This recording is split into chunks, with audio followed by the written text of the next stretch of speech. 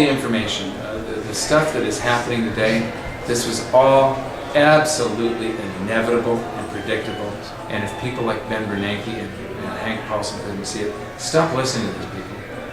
Don't listen to people that are on the general media that are recommending stocks and telling you about stock market tips and all that kind of stuff.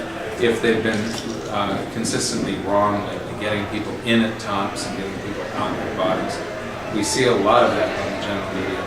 If you're going to listen to people, take a look at what they've done in the past. Go to financialsense.com. Read Jim Poplava's article that he started. It's called the Perfect Financial Storm. He started writing it in 2002, and it's all about what's happening. Not 2002, the year 2000. He started writing about in 2000 what is happening today. He's one of the people I started reading. DowTheoryLetters.com. Richard Russell started the very first financial newsletter in 1958.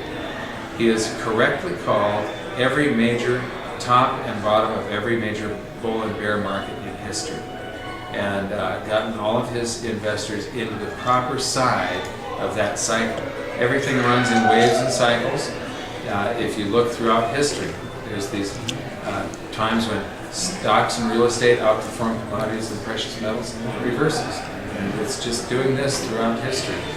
And the way to make massive gains is to be invested on the correct side of the cycle. I show what happens if an investor in a family in 1903 invests $33 and buys one share of the Dow, which would cost 1.5 ounces of gold.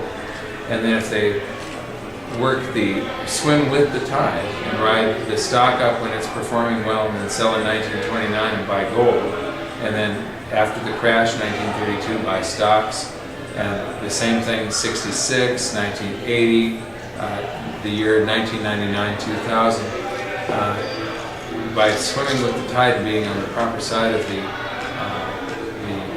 investment cycle, the family that doesn't do that would have gone from $35 or $33 to today I think the Dow hit 8,500 points, and so they'd be worth 8,500.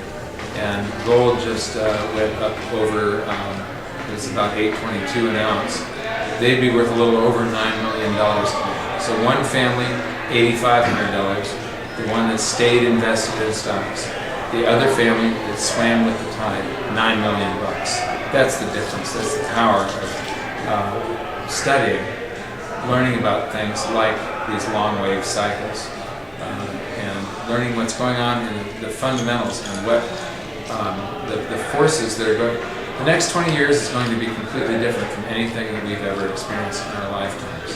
The fundamental forces that are all converging right now, and there are just too many huge problems, and government cannot solve them. In fact, as government rushes in to try and save us, they're going to make the problem worse. It was government that caused the Great Depression. Would have been a severe recession. It may have lasted a year or two had the government not come in and tried to save us. But they did, and they caused the Great Depression through all the programs and misallocations of funds that they do when you've got a few men trying to decide the best thing for an economy. The best thing for an economy is for all of us to vote with our wallets on what the most efficient allocation of capital is. Anyway. It's been absolutely illuminating. Thank you for being here. Thank you so much. Really appreciate it. Okay. Thank you very much. Thank you. Let's go have a beer. Okay.